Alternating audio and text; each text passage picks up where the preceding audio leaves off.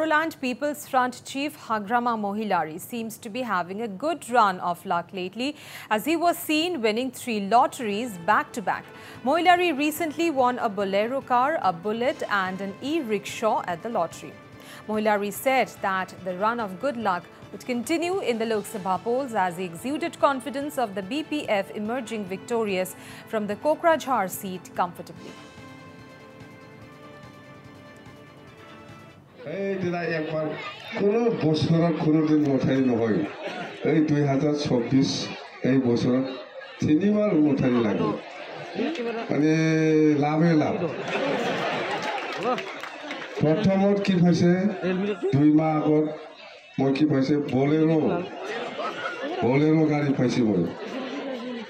1 মাহৰ পিছত কি পাইছে আৰু বুলেট গাড়ী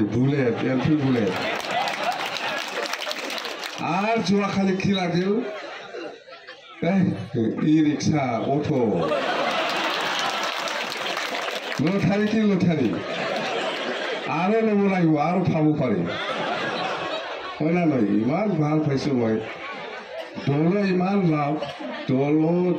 ইমান লাখি বছৰত 2024 বিপিএফ দলৰ কাৰণে বিৰাট লাখি বুলি আমি ক'ব পাৰোঁ কেলে মানে আমি এইবাৰ 2জন এমপি দিব পাৰে কোকৰাঝাৰ একটা আৰু একটাটো দৰমদালগুৰি পাৰ্টিও লাভ মোৰ পাৰ্চনেল জীৱনতো ইমান ভাল 3 মাহ লটাৰী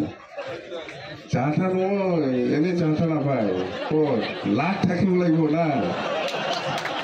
ক'ত যাতা এনে পাব